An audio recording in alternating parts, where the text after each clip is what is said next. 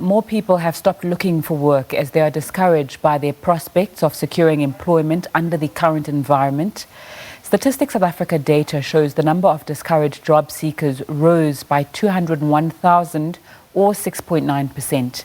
The official unemployment rate is now at 32.6% in the first quarter. That's up from 32.5% in the last quarter. The expanded definition of unemployment increased to 43.2% in the quarter. The construction sector lost the most jobs, followed by private households and the manufacturing sector. Many suffered job losses as businesses had cut staff numbers to stay afloat in the wake of the pandemic. The eased lockdown restrictions allowing for more business activity are said to help improve employment prospects, but it's unlikely to be at the level seen before the pandemic hit. Zwelinzima Vavi from Saftu joins me now. Thanks so much for your time on SABC News this afternoon. I imagine you have a lot to say on those quarterly labour force figures. We cannot say we told you so, but let's repeat what we have been saying over and over again since the dawn of democracy. South Africa is on a wrong growth path. South Africa have not restructured its economy away from what it inherited from the colonial past. South Africa still relies too heavily on the minerals, on the finance, and on heavy chemicals. South Africa is deindustrializing as a result of neoliberalism. In particular, South Africa cut its protections at the dawn of democracy too fast than even required by the World Trade Organization. As a result of that, we used to have a GDP composed of 20% from the manufacturing sector. Now that figure is down to 11, 12%. Those are the structural problems of South Africa. South Africa have not confronted the fact that its education system is sidelining millions of children and that its youth is being robbed of the future going forward. South Africa is not addressing the health crisis, more so now that we have a coronavirus. The combination of all of those factors are what is unfolding in front of our eyes. Unemployment now is around 43%. If you look at the real definition of unemployment, that includes discouraged workers or people that have given up searching for employment opportunities. When you list some of those root causes that you believe are causing these unemployment figures, what would you say is to be done and how long would it take to change those conditions in order to ensure that we move towards creating good jobs for people in South Africa? We have been calling on the government to, in the meantime, in recognition of the crisis unfolding, of millions, now 12 million people are unemployed in this country, and that number is growing.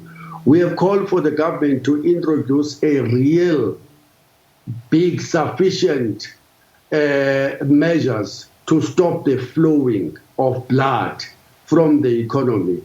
And government put together a 500 billion rands that we have proven it is not a 500 billion stimulus package.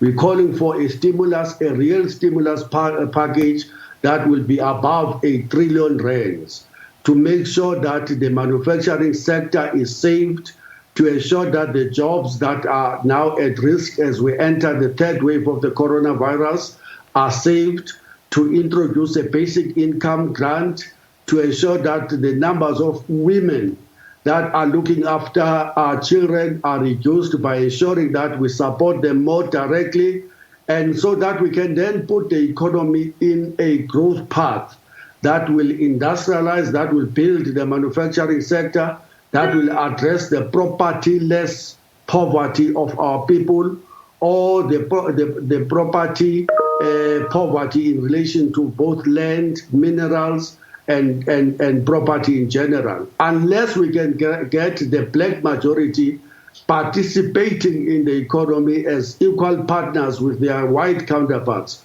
we're going to continue to see unemployment, poverty, and inequality taking the shape of discriminating people on the basis of their race, their geographical allocation, their gender, as well as their age. Where will that 1 trillion rand for that proposed stimulus come from? We've said government ought not to be decreasing the corporate taxes. It have decreased the corporate taxes from 52% at the dawn of democracy to 27%. That's your first resources that you can get. We have called on government to take steps to ensure that the corporates do not dodge their responsibility to the taxman.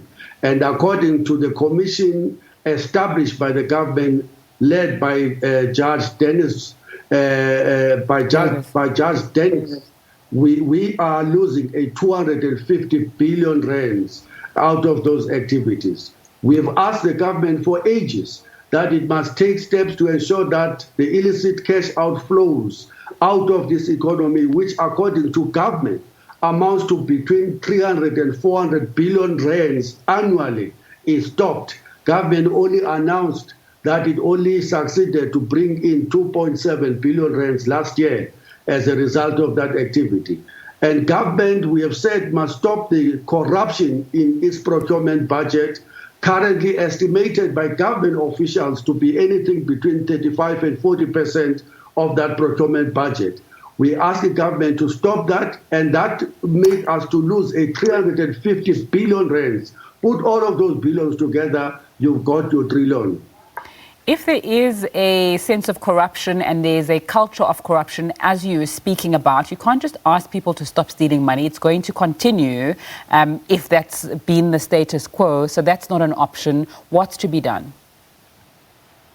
Exactly. We need a government that is not just mouthing empty rhetoric in terms of a commitment to fight corruption, but we need a government that will be committed to rooting out corruption within the government, a government that will not be tolerating the type of headlines we are reading, for example, about the digital vibes that implicate the Minister of Health, that is going to take immediate action, suspend the minister, and in order to show to the rest of the Republic that the government is serious about fighting corruption, and that whilst there is no one convicted in court, but the people who are heavily implicated, such as Dr. Zwelinzima, will be asked to step aside until the investigations are concluded, so that we may not have people investigating themselves or asking their juniors to investigate themselves, such as the minister is doing with the DG of the Department of Health.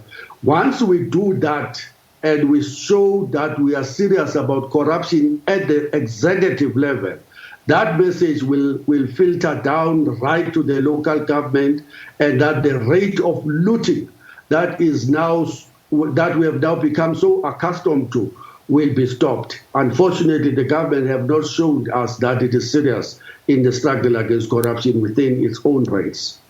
Zwelinzima Vavi from Saftu, thanks so much for your time reflecting on those quarterly labour force figures and more.